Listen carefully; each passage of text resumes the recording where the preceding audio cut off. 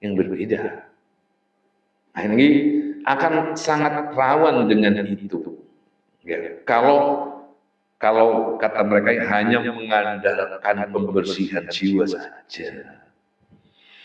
Wa idza lam takun an-nafsu qad irtadat bil umum. Wa idza lam takun an-nafsu, jika jiwa itu belum qad irtadat, belum terlatih bil ulumi, dengan ilmu-ilmu al-haqiqiyati yang bersifat hakiki, al-burhaniyat yang jelas dan rasional, gak terbiasa,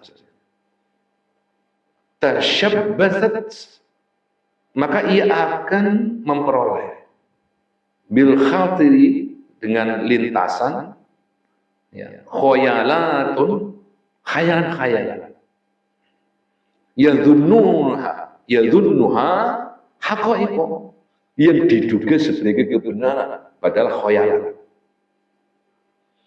Fayanzilu 'alaiha, yang turun pada badannya.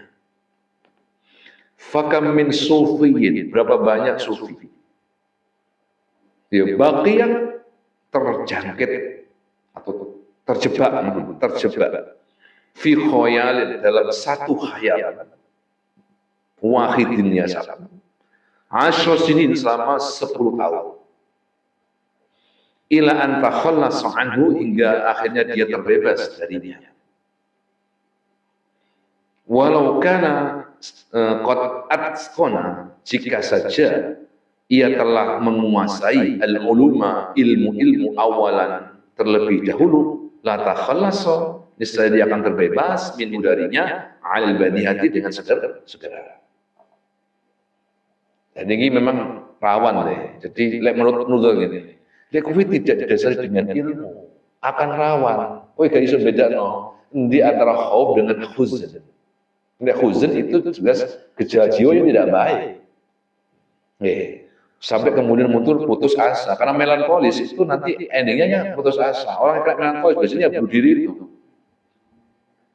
depresi. Jadi beda ya, beda antara khauf, roja, puasa dan tasawuf itu dengan penyakit jiwa itu beda. Karena itu kalau tidak di seseorang itu, kalau kata Al-Ghazali mengutip pendapat mereka itu, jika mereka tidak terlatih dengan ilmu al-haqiqiyah, artinya sebelumnya itu tidak belajar ilmu kejiwaan dulu. Makanya kan kemarin itu diajari anatomi jiwa itu kayak apa, gitu. Misalnya jiwa itu dibagi menjadi dua, sebagainya lagi menjadi tiga: jiwa nabati, jiwa hewani, jiwa insani. Ya. Kemudian jiwa hewani itu dibagi menjadi dua, mukharrika dan mudrika. Yang mukharrika itu dibagi dua, mukharrika mubasyirah, yang kedua adalah mukharrika ba'isah. Ya. Kemudian yang ba'isah itu dibagi dua lagi, ba'isah itu yang bersifat syahwaniyah, yang kedua ba'isah yang bersifat ghadabiyah. Itu dulu diajarkan, ditancapkan ilmu itu. Itu namanya apa? Namanya kalau di sini itu irtadat bil ulumi al-haqiqiyati al-burhaniyah. Dilatih untuk memahami ilmu-ilmu terlebih dahulu. Kalau tidak ada bekal itu, langsung masuk ke sini, ke sufi tadi itu ya, dia bisa jadi kena penyakit melankolis. Nangis juru-juru, ya, nangis juru tiba karena utangnya gak lunas. Nangis juru-juru, ternyata mari bisa sampai pacaran. Nangis juru-juru karena meresapi kegagalan yang dia dapat. Boleh jadi dia tidak meratapi kesedihan, apa tidak khauf karena rasa takut yang disebabkan oleh dosa yang melimpah, yang banyak, tetapi karena insecure, tetapi karena melankolia dan sebagainya. Yang penyakit ini banyak sekali di alam modern diderita oleh manusia modern, penyakit kayak begitu. Karena tidak mengertinya tentang bagaimana anatomi tubuh mereka sendiri dan bagaimana cara merawat anatomi jiwa mereka itu. Sehingga banyak zaman sekarang ini muncul penyakit kejiwaan. Ya, karena ketidaktahuan tentang ilmu kejiwaan itu sendiri. Baik. Ini cara pandang mereka, karena itu mereka gini. Ini akan sangat rawan dengan khoyaliyah, imajinasi.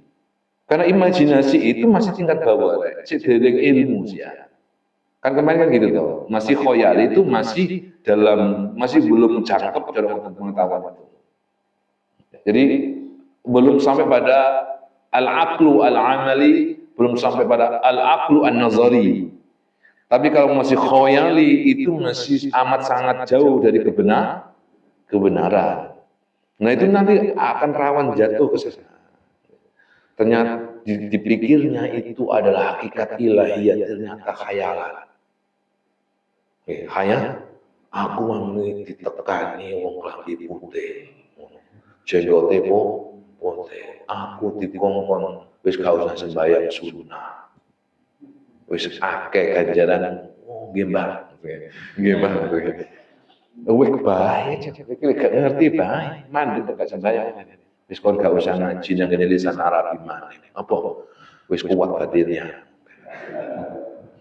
Wis kuat. Itu adalah awal kegendengan sebenarnya. Gitu. Awal kegendengan, teman gak kuat itu bae. Itu karena imajinasi. Bahkan imajinasi yang berkelanjutan kepada mimpi. Jadi wong Jawa kaipen. Ipen. Ini kudu hati-hati. Makanya kenapa sih kita itu ngaji ya, ngaji mizanul amal, ben kenal diri yang jiwa diri. Sebelum kita lebih lanjut memahami, mengenali al-haqa'iq al-ilahiyah. Ya, bagaimana kita bisa mengenal Allah kalau kita sendiri tidak mengerti diri sendiri. Gitu. Nah itu penting.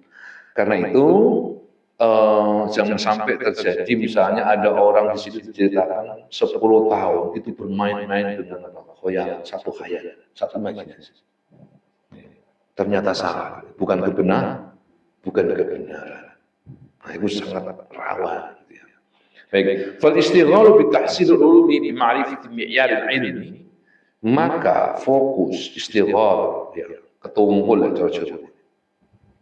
Oleh sebab itu, al-istighalu fokus bi tahsilul ulumi untuk memperoleh ilmu-ilmu bi ma'rifati mi'yar ilmi dengan cara mengetahui mi'yaril ilmu. Ya, standar ilmu, kriteria ilmu. Jadi ada nanti kitabnya Imam Al-Ghazali, kalau ini kan Mizanul Amal, nanti ada kitab yang satunya lagi namanya Mi'yarul Ilmi. Ya, karena itu fal istighalu bi tahsilil ulum. Jadi fokus untuk mempelajari ilmu-ilmu ya, dengan cara apa? Mengetahui mi'yarul ilmi. Ya, kriteria ilmu, maksudnya dengan ilmu ini nanti kita bisa mengetahui di sampah ilmu itu nggak bisa begitu. Mi'yaril ilm. Jadi apa ya? Huwa al-ilmu alladhi yumayyizu sahihahu min fasidih. Satu disiplin ilmu di mana dia akan memilah mana yang rusak, mana yang fasid, mana yang sahih. Itu namanya ilmu mi'yarul ilm. Imam Ghazali punya kitabnya ini. Ini ada kaitan mantek juga dengan ilmu logika. Ada juga filsafat di dalamnya. Itu biasanya ilmu yang juga dipakai di dalam kajian usul ya. Baik.